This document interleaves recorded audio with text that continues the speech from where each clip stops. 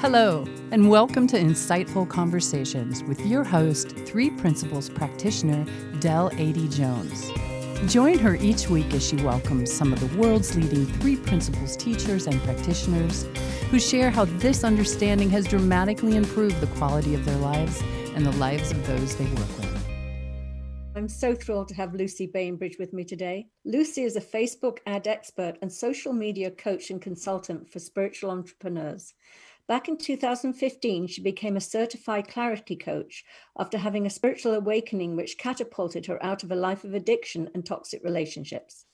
She created the Social Media Priestess School to teach people how to create deep connection with their clients through online marketing so that they can stand out from the social media noise. Having struggled with confidence issues from an early age, one of the areas dear to her heart is helping people see through their visibility fears and owning their self-worth. Her latest venture is Creating Your Heartfelt Tribe, a coaching program which specifically focuses on being more visible online. Hi, Lucy. It's so lovely to meet you. I'm so excited to be having this conversation with you. Our subject today is on visibility and confidence, which I absolutely love. It's very close to my heart too. But before we get there, finding out about the work that you do, I want to find out how you first came across the understanding of the principles. Right, yeah. Well, thanks for having me on your show. Basically, I had a spiritual awakening. I had a big epiphany when I was 26. And I was reading a book called The Secret. Okay, I know that's so overdone. I feel like it's like the ABC of personal development. Do you know what I mean? So that book, I'm almost embarrassed to say that now, but I read that book and I had this huge internal shift, right? So I thought it was what I was reading about. So I thought it was about understanding that your thoughts can create things. And I kind of had this big epiphany that the only difference, and I remember it clearly thinking, the only difference between me and say someone like Richard Branson, who had all this money, was the way that we thought. That was it. I could just see that really clearly, that's the difference ultimately. Obviously physical things as well, but anyway, I remember having that thought and then trying to express it and trying to share, because I was a drug addict at that time. I was actually it was my 26th birthday, and I'd been up for 3 days. I used to take a lot of cocaine. I was heavily into partying and everything like that, and I couldn't get out of that. I couldn't get out of it.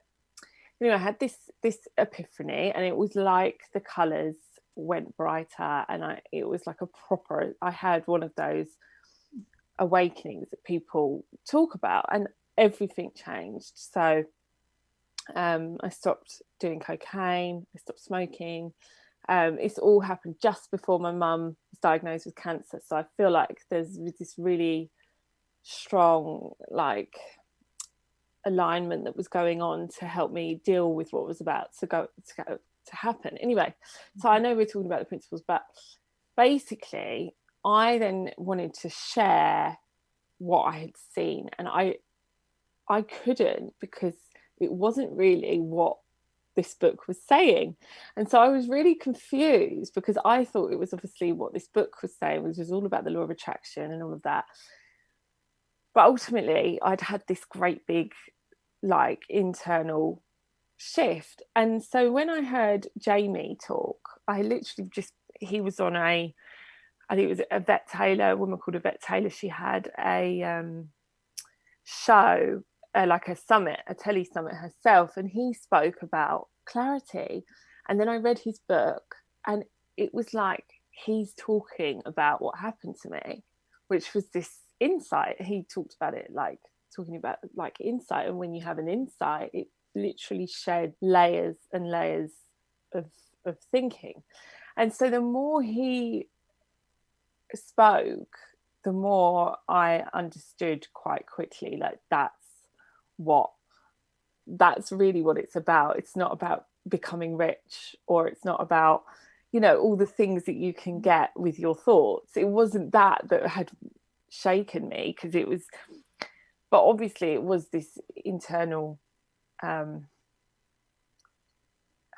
awakening. And so that's how I came across it. Like, he was just on this thing, and then I quite quickly entered his program, and I did the clarity program. That was in 2014 now. So that's how I came across the principles. That's so funny. The synchronicity is hysterical, because I had Dominic Scafidi on the show the other day, who is, all about the law of attraction and the principles. And I too read the book and watched the movie. And thought it was all about acquiring stuff. And when I came across the principles, it was like, no, it's, the stuff is not what makes you happy. So it was an interesting conversation with Dominic to see how the two actually mirror each other, as opposed to how they're opposites. So I can completely see how you could have that insight, but then see it on such a much deeper level too when you listen to Jamie Smart. So that's incredible. So I don't want to overshadow what you went through, because I know you talk about part of the work that you do, which is helping people become more visible online and everything, has got to do with your background and how you felt. So I'd love to hear a bit more about that. Yes, thank you. Well, from an early age, I mean, I was bullied a lot when I was a kid. So basically, I just had a stretch of time where I was picked on a lot out of school. It was mainly boys out of school. And it's because, well, it wasn't because of this. It was because I had such low confidence, I think, that it happened to me. But ultimately, they would pick on me because I had... I used to look completely different. So when I was 17, I had an operation on my jaw. And so these teeth used to sit in front of these teeth, right? So now I've got so it didn't look as weird as it does when you actually move your mouth like that, but which I won't do. But basically, it was it's called an underbite. And there was nothing particularly. There was another girl in my year at school that had it as well, and she didn't get picked on. So it was just a thing that people picked on.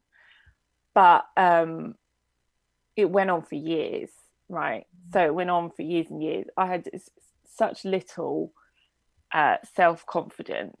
And then when I was 17, I had an operation, and the boys that people didn't recognize me. And the boys, I remember being at a fairground with my friends, and this boy came up and started talking to me, and he started chatting me up, and he didn't know who I was.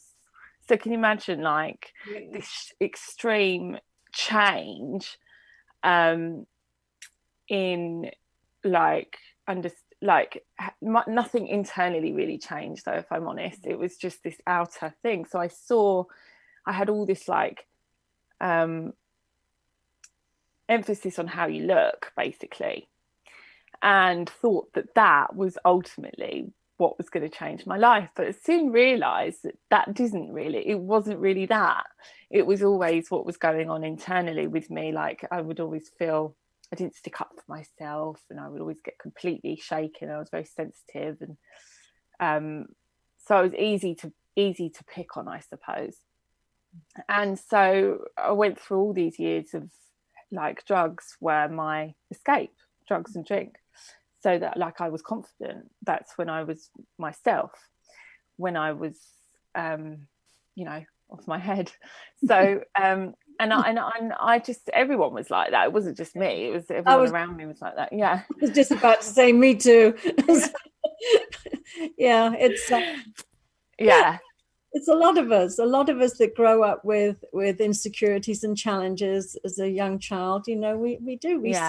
We seek to self-soothe, and that's in some bizarre way, that's our innate well-being, doing the best. Yes.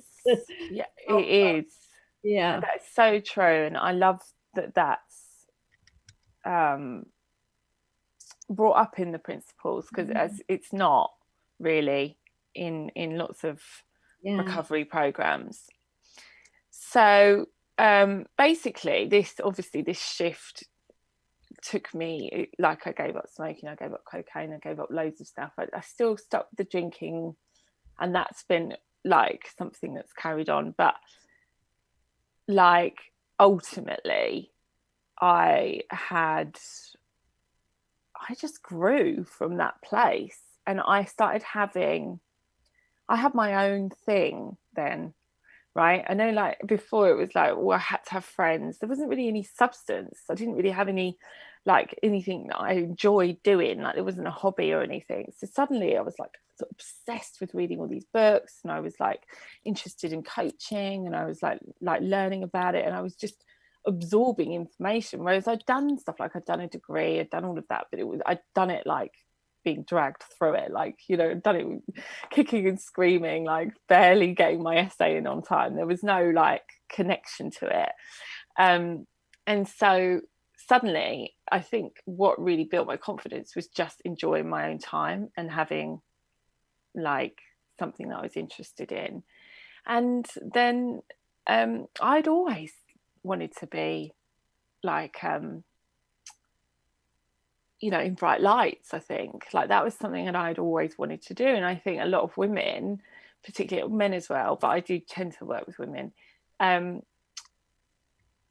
we want attention, we like the bright lights, we don't, but it's been shunned. This kind of desire in us has been made to seem like frivolous or like silly or something. And so people don't even admit that they want that, and they want to be visible, and so they don't do it because there's just multiple beliefs and feelings that come up when you start showing up. Like, and it amazes me, like since I've started coaching women, particularly around social media and stuff, like the obstacles that we manage to put in front of us unconsciously when we start to show. It amazes me how powerful we are, because it's always the way. Like I always thought, oh, it's just me and I'm just tricking myself, or I'm seeing things that aren't there. But I see it over and over and over again. Like when you start showing up, like it moves stuff, like your world moves, and people will react badly, or something really bad will happen right in the middle of it, or, you know, like, and you start creating all these dramas in your life because you're ultimately frightened of doing that. So yeah, because of, you know, all sorts of things come up, like who am I to do it, like, you know, showing off. I remember being shamed for showing off a lot. I was shamed a lot when I was a kid. I know. Like, I think it was part of the sort of parenting back then. I've got my mother's voice in me too, going sort of like, don't get too big for your boots, or, you know, the higher you climb, the harder the fall. And there's all these things that we hear. And but it is so funny. I mean, I so relate to everything you're saying. And, you know, I do this show, and like, you know, like 5 years ago, I would have said you're crazy if somebody said I'd be doing this. So I'm doing this now, which is like a miracle for me. But then I've got all this thinking about, I'm fine when I've got somebody in front of me. I'm fine when I'm talking to somebody. But Facebook Lives terrify me. It's so silly. They do, everyone. They do. They are terrifying. Yeah, okay. But for me, I stand there for ages waiting. I'm like, oh, it's kind of like, do you know what I related to? I related to jumping off a diving board. It's like, oh, just wait a minute more. And then I'll just wait a bit more. Oh my God. And you do anything to get in the way, but it's like anything, the more you do it, the more. Yeah. But and I know what you mean. I'm the same with talking, but I think it's funny, this keeps coming up. It's Facebook Lives easier than recording videos, because there's no, you know, you can't stop. Whereas when you start recording a video, like it's just you in the camera, for some reason you forget what you're going to say easier, and you kind of go off track easier, and you go, oh, and you just stop and start again. And so you can stop and start for ages. Whereas with a Facebook Live, you just have to carry on. All right, that's good to know. I'm bad with the videos too. I've got every I've actually even covered the camera, it's like when I've tried to record something, it's like I look at a white sheet of paper instead. So I'm your classic troublesome client. So how do you get me over an obstacle like that? Well, what we've been doing is practicing in a group. So I've been doing group programs recently, and we've just got our own little Facebook group. And then the trick is not to go live and do your best show ever. The trick is you go live and just say, hi, my name is Lucy, and then that's it. And then do a little bit more and just get over the thing of it. Like, because if it's just going live, that is ultimately the thing. And then you realize that you don't die. Yes. And everything's going ahead as normal and everyone's fine and no one hates you or no one's like, shouting at you. Judging. Yeah, exactly. And so just getting over the physical pressing it and saying anything. And so I often give people little tasks like, read something out of a book, just so that you just ease into it, and then you can start thinking about doing all your content because that's a great idea. I like that idea. I did join you. Now, are you talking about the creating your tribe? Yes, I have. That's my that was my most recent workshop. Yes. I participated in it. The only issue was, I've looked at some of the videos and they're fabulous, and I'm going through the material. Oh, good. But it was the time difference with the UK that I was, not able to be on live. But it looks like a wonderful program, and so far I'm on unit 2, so I know it's 3 units. Yes. So I'm excited to dive in deeper. So tell me a bit more about that program, how it came about. Yeah, sure. Well, so that came about because I run a more, I suppose, longer, more deeper support program called the Social Media Priestess School. And that is setting up a Facebook group, but it could be, you can come in at any point. So basically you get technical support, to like any technical support I can take over your screen, and I can help you with all the Facebook ads, because Facebook ads is what's led me to this, running Facebook ads for spiritual entrepreneurs. And really what I saw is that you can't really run ads yourself. If I'm honest, there's lots of people teaching ads, right? But they are it's a skill, right? So I was like, how can I help people that aren't really ready to invest like thousands in ads, but they also like are ready for some next step, like they don't want to just rely purely on organic growth. So if you get websites and pixels and all of that stuff involved, it gets very techy, and a lot of the people I work with aren't techy at all. And so I thought the easiest way to do it is to run ads to join a group. So because then you don't have to mess around with the pixel on the website, you don't have to deal with landing pages. It's just an ad and the link is to a group, right? So you're reaching a broader people, but you're not having to build landing pages, test landing pages. There's all sorts of stuff that goes on when you start running ads to other pages. So basically I set up the Social Media Priestess School just to help people along that process, to like get your message straight, get your mindset straight, get the group up and running, make sure you're testing your message properly, and then you start running ads, right? So a lot of people come for ads when they haven't really tested stuff organically, and then it can, you think more people means more sales, but it doesn't actually mean that a lot of the time. It just amplifies what's already happening. So then the workshop was really just a snippet to get people to get their group up, right? It was like, just get your group up, because I know that there's loads of people with all these good ideas, but they won't just do it. right? So I was like, this is a kind of a boot camp, and it is ultimately like that. Just gives you everything you need to just get the group set up and get your first, say, 50 members in there. So and really it sets the foundation on how to run a group properly and then how to build on it, because there's really no better form of marketing in terms of how quickly you can build connection with an audience than you can in a Facebook group. Yeah, I love that, and it's so true. And so you're saying the finding your tribe actually is the boot camp, and then for people that really want to sort of do it consistently and do it the wise way is to be part of the social media priestess school. Yes. Yeah. Okay, great. Thank you. Yeah, so it is, I mean, being a leader, I think, is something that people want. Again, it's like we say we want the money, but I think there's easier ways of making money. Oh, absolutely. I So totally agree with that.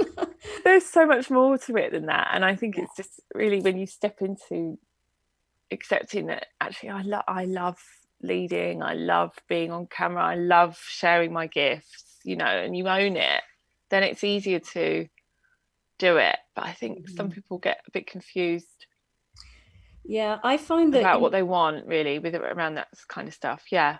Exactly. Yeah. I mean, I know who my tribe is 100% because I listened to one of your things and I think it's so true.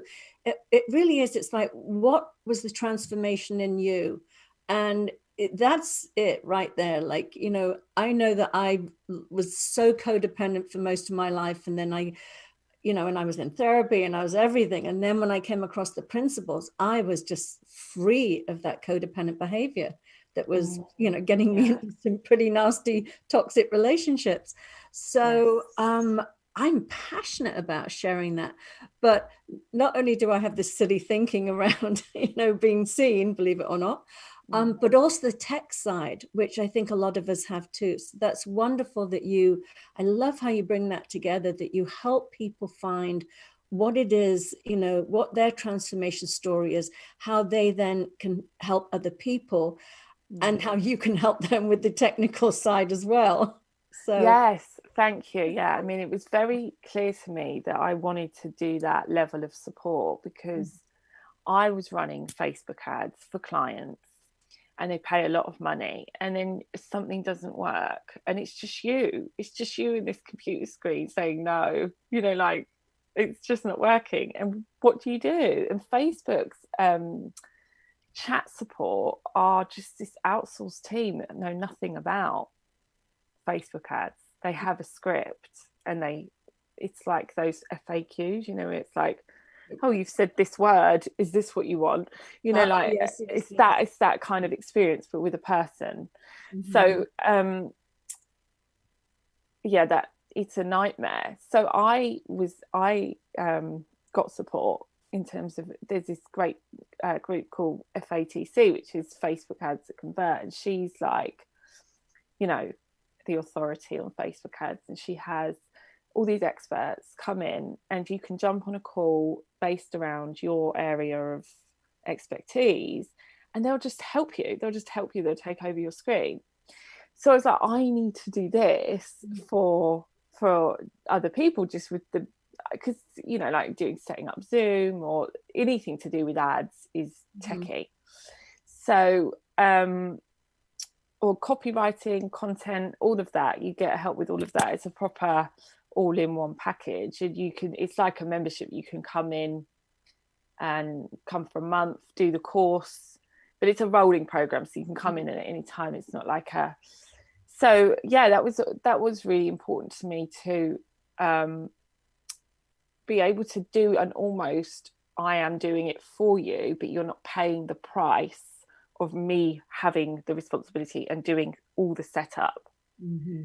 So you've got the expertise and I can just jump on and fiddle with it. But it's a lot more affordable and a lot more kind of, actually, a lot of the time you don't need to pay someone to do all this. You just need a little tweak. Yeah, exactly. Yes. Yeah. if you're, catch on bright enough.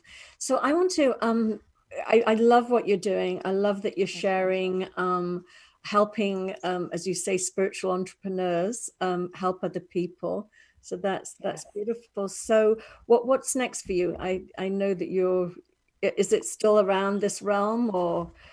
Yes, well, I'm just deciding on this program. It's definitely around the visibility and the up leveling that happens when you start to get visible. Mm-hmm. I'm really interested in that because and because it's all that everything else is figure out, like you can just figure it out, like it's just do that and then just get on the phone with that person and it's sorted, it's the how to is done really. So I am really looking forward to, there is a bit of mindset stuff in the social media priestess school, there is that element to it, but I'd like to do a lot more there, and I'd like to really go to town on it and do some meditations and some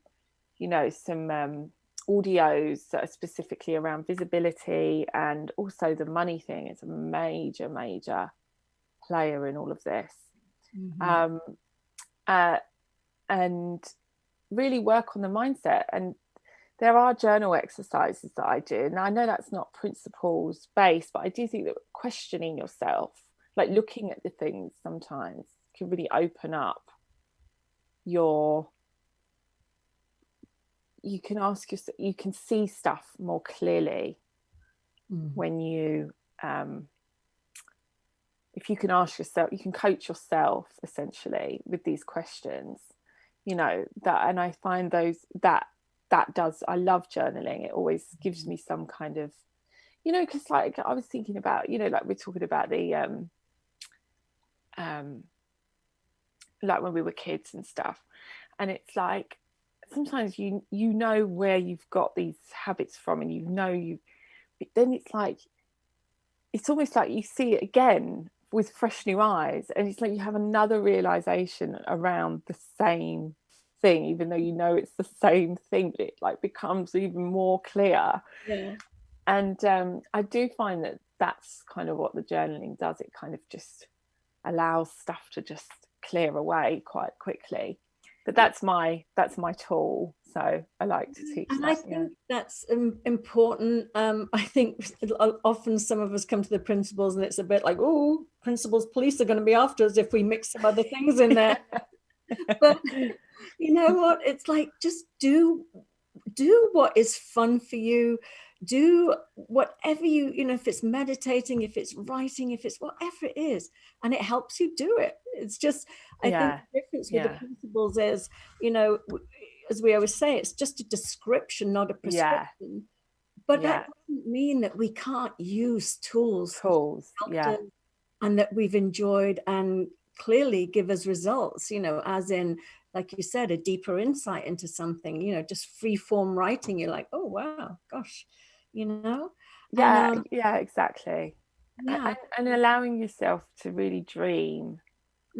What if I actually believed that I am completely all powerful? Like, what if I was to actually go there? What would I have? And just because we can walk around in our everyday life thinking about stuff, but nothing moves the needle like really just sitting with it for a while, like in whatever form that is, whether you're visualizing it on or writing it out, or I don't know, anything needs some kind of planning. So for me to step into some next stage, I don't want to be falling back into like behaviors that I do every day, because if I do that new thing won't get created. That's how I see it. Like I feel like the principles, it's just like you said, it's just this really strong foundation that, but I love to create with thought. I love to go into the thought and create with it, Well, that's what that's what we're made of. I mean, we are made of creative energy. We are made, of of mind, wisdom, whatever that is, that energy, and it's flowing with that energy, as opposed to sort of like saying, no, I can't do that. Or I mean, we all have busy minds. We all have this crazy thinking that gets in the way. And how lovely to just know that that's all it is like me laughing at myself saying, you know, I don't want to be visible, but I show up at this every week. It's just, it's just another layer of really silly thinking. But it's being playful with that thinking. It's just saying, you know, okay, so you're here again, but I'm not going to let you stop me from showing up, because, you know, I am in the world of form to play and create and have fun. So let's just do it. Yeah, absolutely. And I love what you just said, because I think I take it for granted, because it's been so long now, how quickly I do bounce back from my own stuff. Like, I go really, really low. Like, I can be a nightmare. But then it's like, and then I'm just like, and my partner's often singing to me, like, what a difference a day makes.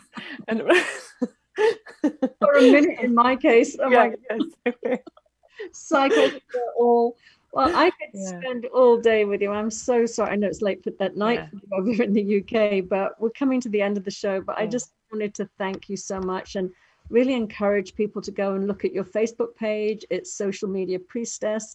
And I'm excited to keep delving into what I started with you, and hopefully be showing up. Yeah, absolutely. So you'll see me there. You have to come in the group and practice, and definitely, Well, thank you so much for having me. Good. Lovely. Well, thank you so much. Thank you so much for listening to the show. If you're interested in learning more about my coaching and mentoring packages, please reach out to me at Adey-Jones@gmail.com. I would love to hear from you.